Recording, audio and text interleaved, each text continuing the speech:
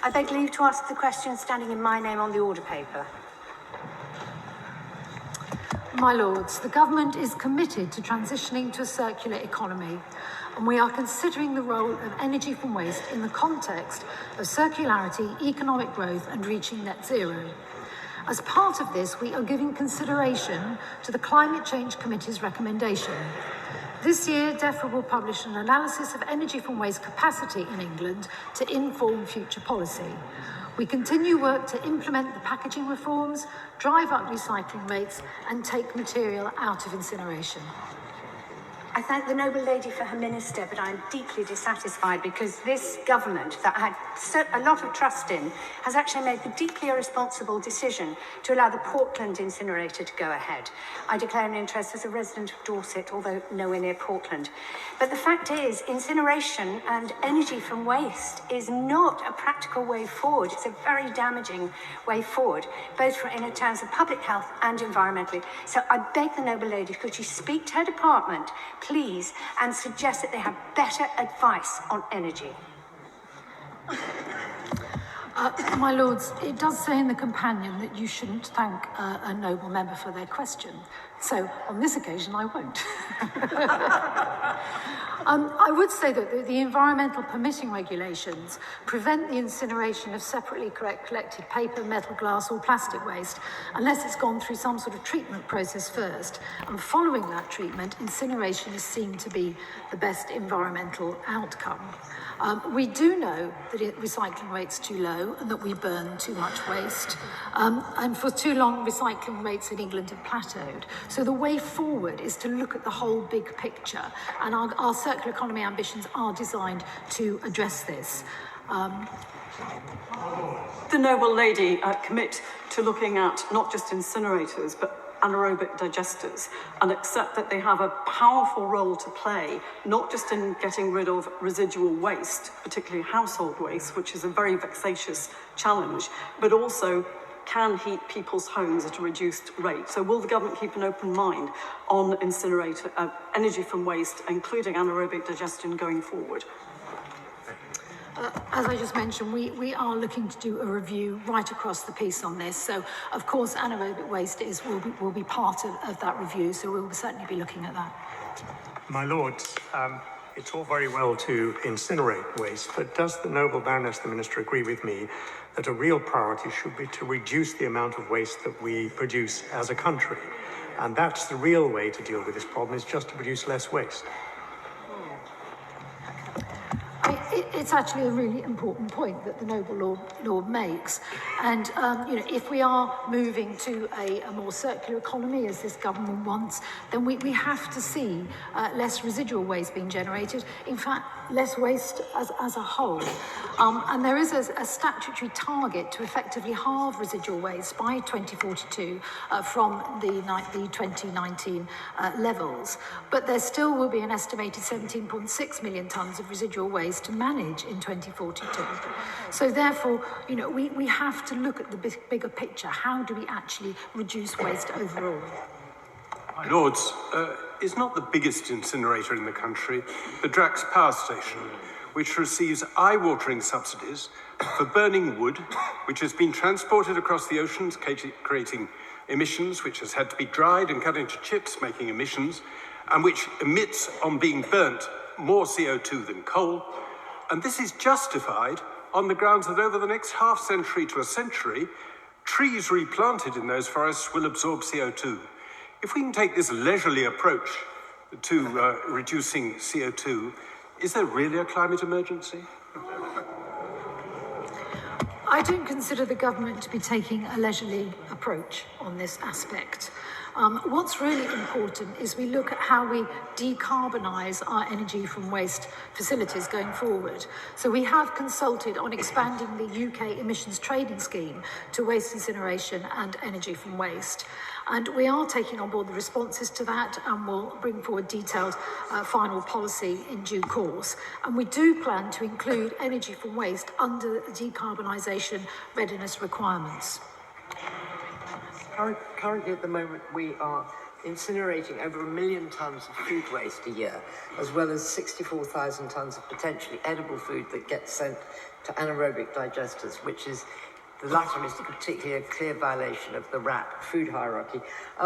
What is the government going to do to sort of re-energise the RAP campaign around food waste, which for a while seemed to work really well, but now is very much on the back burner and food waste is going up, and as a redistribution charity, we could really do with that food? I'd say the Noble Lady makes a very good point around food waste. I mean, it is a real challenge, I think. And I know from talking to my counterparts in the department that looking at food waste as part of our review of how we manage waste going forward is a critical part of that, because there are so many different complex aspects to it about what's included, what isn't included, how do we work with supermarkets, with local government. And she's absolutely right to raise that issue, and I will be discussing it further with my department.